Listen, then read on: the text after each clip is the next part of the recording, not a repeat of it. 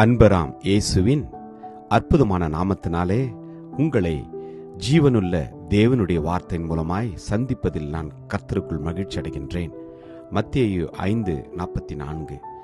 நான் உங்களுக்கு சொல்லுகிறேன், உங்கள் சத்துருக்களை சிநேகியுங்கள், உங்களை சபிக்கிறவர்களை ஆசீர்வதியுங்கள், உங்களை பகைக்கிறவர்களுக்கு நன்மை செய்யுங்கள், உங்களை நிந்திக்கிறவர்களுக்காகவும் உங்களை துன்பப்படுத்துகிறவர்களுக்காகவும் ஜெபம் பண்ணுங்கள். ஆமேன். கர்த்தருடைய நாமம் மகிமைப்படுவதாக.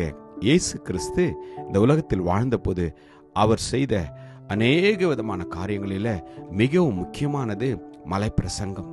இந்த மலைப்பிரசங்கத்தில் தான் அவர் சொல்லியிருக்கிற இந்த வார்த்தையை இந்த நாளிலே தியானிக்கும்படியாய் அடியேன் தெரிந்து கொண்டேன். காரணம், கர்த்தர் நம்மை பார்த்து சொல்கிற இந்த வார்த்தைகள் நீங்களும் நானும் அதை கீழ்ப்படிந்து அதன் வார்த்தையின் பிரகாரமாய் நாம் நடக்க நம்மை அர்ப்பணிக்க வேண்டும். இதற்கு நமக்கு ஆவியானவருடைய உதவி தேவை. அவருடைய பிரசன்னம் இல்லாமல், அவருடைய துணை இல்லாமல் நீங்களும் நானும் இதை செய்வது மிகவும் கடினம்.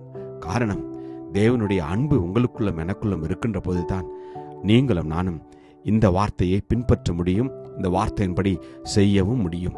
வேதம் சொல்கின்றது, உங்கள் சத்துருக்களை சிநேகியுங்கள் என்று. எனக்கு பிரியமான தேவஜனமே, இந்த வார்த்தையை நாம் நன்கு உணர்ந்து இந்த நாளில நம்மை நாம் அர்ப்பணிப்போம். தகப்பனே, இது எங்களுடைய புத்திக்கு எங்களுடைய சிந்தைக்கும் அப்பாற்பட்டது, எங்களால் முடியாதுதான். ஆனால் பரிசுத்த ஆவியானவர் எங்களுக்குள் வாசம் செய்கின்ற போது இதை நாங்கள் செய்ய முடியும் என்று நம்மை நாம் அர்ப்பணிக்கின்ற போது, இயேசு கிறிஸ்து எப்படியெல்லாம் வாழ்ந்து சென்றாரோ அவ்விதமாகவே நாம் வாழ வேண்டும் என்று அவர் விரும்புகின்றார். அது மாத்திரமல்ல, நம்மை சபிக்கிறவர்களை ஆசீர்வதியுங்கள் என்று. இது மனிதர்கள் எப்படி செய்ய முடியும் என்று நீங்கள் யோசிக்கலாம். தெய்வம் மாத்திரமே இதை செய்யக்கூடும் என்று இல்லை. எனக்கு அன்பான தேவஜனமே, நீங்களும் நானும் நிச்சயமாக இதை செய்ய முடியும். எப்படி என்றால், கர்த்தருடைய பிரசன்னம் நம்மை ஆளுகை செய்கின்ற போது நம்முடைய சிந்தைகள், நம்முடைய வாயின் வார்த்தைகள், நம்முடைய இருதயத்தின் காரியங்கள் எல்லாம் தேவனைப் போல மாறிவிடும். அவர் எப்படி பார்க்கிறாரோ, அவர் எப்படி சிந்திக்கிறாரோ, அவர் எப்படி பொறுமையோடு இருக்கிறாரோ அதே விதமாய் நாமும் மாறும்படியாய் அவர் உதவி செய்வார். அதைத்தான் அவர் சிலுவையிலே செய்தார். தன்னை அடித்தவர்களும், தன்னை துப்பினவர்களையும், தன்னை அவமானப்படுத்தினவர்களையும், தன்னை ஈட்டியால் குத்தினவர்களையும் அவர் சொன்னார், பிதாவே இவர்களுக்கு மன்னியும் என்று சொன்னார். நாமும் கூட அவுதமாக வாழ வேண்டும் என்று அவர் விரும்புகின்றார். அது மாத்திரமல்ல, நம்மை பகைக்கிறவர்களுக்கு நன்மை செய்ய வேண்டுமாம்.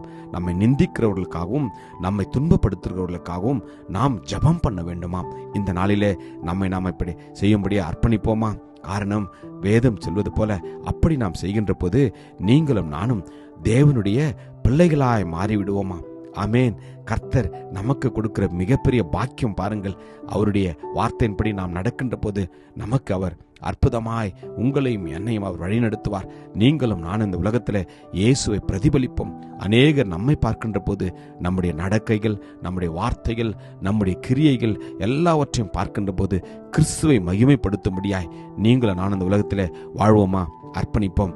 சபிக்கிறவர்களை ஆசீர்வதிக்க பழகுவோம், துன்பப்படுத்துகிறவர்களை ஆசீர்வதிக்க பழகுவோம், நமக்கு தீமை செய்கிறவர்களை நாம் ஆசீர்வதிப்போம். அப்படி செய்வதனால் தேவனுடைய பிள்ளைகளாய் நாம் மாறுவோம். அர்ப்பணிப்போமா? கிருபையும் இரக்கம் நிறைந்த நல்ல தகப்பனே, இந்த நல்ல நாளுக்காக உமக்கு நன்றி அப்பா. உம்முடைய அந்த வார்த்தைகளுக்காக நன்றி. இந்த நாளில எங்களை நாங்கள் அர்ப்பணிக்கிறோம் அப்பா.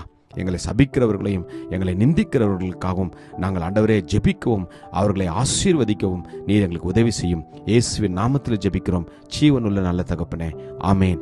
God bless you. Jesus loves you. Amen.